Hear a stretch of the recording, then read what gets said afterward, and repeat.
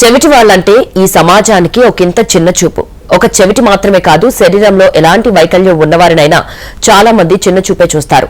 అయితే కాస్త మనసు పెట్టి లోతుగా ఆలోచిస్తే అలాంటి వికలాంగుల్లో వారిలో చాలా సామర్థ్యాలు నిగూఢంగా కనిపిస్తాయి. అన్ని అవయవాలు సవ్యంగా ఉన్న మామూలు మనుషులు చేయలేని పనులు వారు అలవోకగా చేసి చూపిస్తారు. అప్పుడప్పుడు మిగతా సమాజం అంతా ఔరా అని ఆశ్చర్యపోయేలా చేస్తారు. సారా అనే ఓ యువ లాయర్ ఆ విధంగా బదిరుల సమాజానికే ఓ మైలురాయిగా నిలిచింది. చెవిటి వారిని చాలా మంది లైట్ తీసుకుంటారు. పాక్షికంగా చెవిటితనం ఉన్న వారితో మాట్లాడాలంటే యువతలి వ్యక్తి అరవాల్సి వస్తుంది. కాబట్టి అలాంటి వారితో మాట్లాడటానికి ఎవరూ పెద్దగా ఉత్సాహం చూపరు. ఆ విధంగా మన దేశంలో ఉన్న దాదాపు 63 మిలియన్ల మందితో కూడిన బధిర సమాజం ప్రధాన స్రవంతిలోని ప్రజల కార్యక్రమాలకు దూరంగా బతకాల్సి వస్తోంది. తమవైన ప్రత్యేక లోకాలను సృష్టించుకుని సమాజానికి దూరంగా ఉండాల్సి వస్తోంది.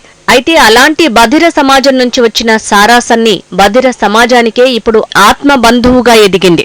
అనేక కీలకమైన కార్యకలాపాల్లో చెవిటి వారిని పక్కన పెడుతూ వారిని లెక్కలోకి తీసుకోకుండానే వ్యవహారాలన్నీ చక్కబెట్టుకుంటున్నారు. అటు కోర్టుల్లోనూ బధిరుల బాధలు వివరించేవారు లేకపోవడంతో వారికి జరగాల్సిన న్యాయంలో ఆలస్యం కావటం లేదా జరగాల్సిన న్యాయంలో వారు ఎంతో కొంత రాజీపడటం జరుగుతోందన్న అభిప్రాయాలున్నాయి.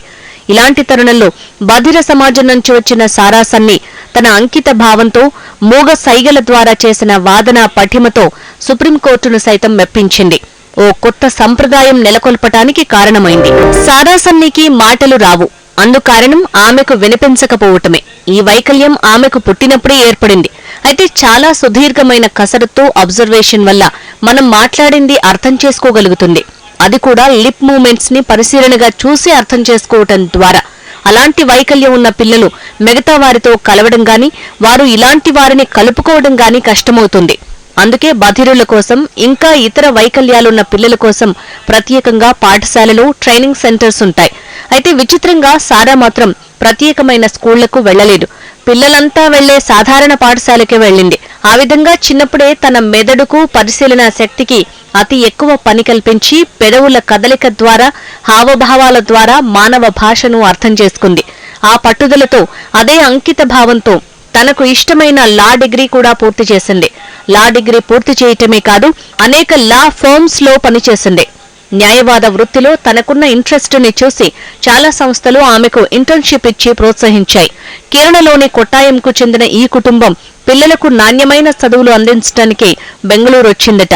సారా తండ్రి పేరు సన్ని. తన పేరు పక్కన తండ్రి పేరు పెట్టుకోవటం ద్వారా తండ్రి తన ఎదుగుదల కోసం ఎంత కృషి చేశాడో చాటేందుకే అంటుంది సారా. ఇక సారా కుటుంబం గురించి, ఆమెకు సంబంధించిన ఇతర అంశాల గురించి చెప్పుకునే ముందు సారా సాధారణ వృత్తిని ఎందుకు ఎంచుకోలేదు అనేది ఇంట్రెస్టింగ్ పాయింట్ అవుతుంది. ఎలాంటి వైకల్యం ఉన్న పిల్లలైనా ఓ మోస్తరు చదువు పూర్తయిన తర్వాత భద్రమైన బతుకుదెరువు కోసం ఆరాటపడతారు. ఏదైనా ఆఫీస్లో నెలకింత జీతం అనే పద్ధతిలో కుదురుకుని సామాన్య ఉద్యోగుల్లా పని చేసుకుపోతారు. కానీ సారా అందుకు పూర్తి భిన్నం. చిన్నప్పటి నుంచే తను న్యాయవాద వృత్తిలో రాణించాలన్న గోల్ పెట్టుకుంది. ఆమెలో తండ్రి సన్ని చిన్నప్పుడే న్యాయవాదిని గుర్తించాడట. రెండో సంతానంగా సారాతో పాటు మారియా అనే ట్విన్స్ సన్నీ బెట్టీలకు కలిగారు. అయితే సారా మారియా కంటే అన్నయ్య ప్రతీక్ కంటే కూడా చాలా భిన్నంగా ఉండటాన్ని గుర్తించాడు. పిల్లలతో అయినా పెద్దలతో అయినా గొడవ పెట్టుకోవటం, తప్పును సరిచేయటం, వాదించటం వంటి లక్షణాలను తండ్రి చిన్నప్పుడే గుర్తించాడు. అయితే పిల్లలు కాస్త పెద్దయి స్కూల్కు వెళ్తున్న కొన్నాళ్లకు సారాకు మాటలు రావటం లేదన్న విషయం అర్థమైంది. మిగతా ఇద్దరు పిల్లలకు లేని అవకరం సారాకు ఎందుకొచ్చిందో వారికి పజిల్గా మారింది. అయినా కూతురుకు ఉన్న ప్రత్యేకమైన లక్షణాన్ని తల్లిదండ్రులు బాగా అర్థం చేసుకున్నారు. అదే సమయంలో నీ చలాకితనానికి లాయర్ వైతే బాగుంటుంది అంటూ తండ్రి చిన్నప్పుడు సరదాగా అనేవాడట. ఆ మాటలే తనను మోటివేట్ చేశాయని, పెద్దయ్యాక ఖచ్చితంగా లాయరే కావాలని నిర్ణయించుకున్నానని చెప్తుంది సారా. పాఠశాల విద్య, కళాశాల విద్య, న్యాయ విద్య వంటివి అన్నీ బెంగళూరులోనే పూర్తి చేసుకున్న సారా వాటికి సమాంతరంగా అనేక సామాజిక సేవా కార్యక్రమాల్లో పాల్గొనేది. ముఖ్యంగా తనలాంటి చెవిటివారు పడుతున్న ఇబ్బందులు తగ్గించడానికి, వారు మిగతా ప్రపంచం కన్నా ఏమాత్రం తీసిపోరని చాటి చెప్పడమే లక్ష్యంగా పనిచేసింది. ఆమెలో ఉన్న ఈ సోషల్ యాటిట్యూడ్ ని గమనించడం వల్లే royal red cross society, centre for law and policy research వంటి లా ఫార్మ్స్ కూడా ఆమెకు ఇంటర్న్షిప్ ఇచ్చి ప్రోత్సహించాయి. మామూలు జీవితంలోనే బధిరులు తమ సమస్యలను సాల్వ్ చేసుకోలేకపోతున్నారని, కోర్టుల్లో న్యాయాన్ని కూడా పూర్తిగా అందుకోలేకపోతున్నారని, దీనివల్ల కోట్లాది మంది బధిరులకు సామాజిక న్యాయం కూడా జరగటం లేదని భావించిన సారా రాజ్యాంగం, వికలాంగుల చట్టాలపై పూర్తి పట్టు సాధించింది. దేశంలో బధిరుల నుంచి తాను ఒక ప్రత్యేకమైన వ్యక్తిగా కనిపించాలని, సుప్రీంకోర్టులో చీఫ్ జస్టిస్ ఆఫ్ ఇండియా ముందు వాదించాలని ఓ ఉన్నతమైన లక్ష్యాన్ని పెట్టుకుంది. ఆ రోజు కూడా రానే వచ్చింది. గత సెప్టెంబర్ 22న సారా chief justice of India Chandrachud ముందు వాదించి శభాష్ అనిపించుకుంది. అయితే తన వాదనను ఎలా ప్రజెంట్ చేసిందనేదే ఇక్కడ చాలా ఆసక్తికరమైన అంశం. సారా సంచిత అయన్ అనే సీనియర్ అడ్వకేట్ దగ్గర ప్రాక్టీస్ చేస్తోంది. సెప్టెంబర్ 22న సారా వాదించాలనుకున్నది కూడా వికలాంగుల హక్కులకు సంబంధించిన కేసు కావడం విశేషం. అయితే సారా టేకప్ చేసిన కేసు బెంచ్ మీదకి రాగానే సైగల భాషను అనుమతించాలని ఆమె సీనియర్ అయిన సంచిత చీఫ్ జస్టిస్ చంద్రచూడ్ ని కోరింది. ఆమె చేతి సైగలు, ముఖ కవలికల ద్వారా కోర్టు ప్రొసీడింగ్స్ ని నిర్వహిస్తుందని, ఆమె సైగల భాషను కోర్టుకు వివరించడానికి సౌరవ్ రాయ్ చౌదరి అనే ఇంటర్ప్రీటర్ అనుమతించాలని విజ్ఞప్తి చేసింది. అయితే వికలాంగుల పట్ల హృదయ వైశాల్యం, నిండు మనసు ఉన్న సీజేఐ చంద్రచూడ్ అందుకు అనుమతించారు. ఇక వాదనలు ప్రారంభమయ్యాయి. ఈమె బధిరుల భాషలో సైగల ద్వారా వినిపించే వాదనలను సౌరవ్ చౌదరి అంతే వేగంగా కోర్టుకు వివరించి చెప్పాడు. ఆమె వాదన పఠిమతో పాటు ఇంటర్ప్రీటర్ కూడా అంతే వేగంగా వివరించడంతో కోర్టులో ఉన్న వారంతా అబ్బురపడ్డారు. సీజేఐ సారా వేగాన్ని అభినందించకుండా ఉండలేకపోయారు.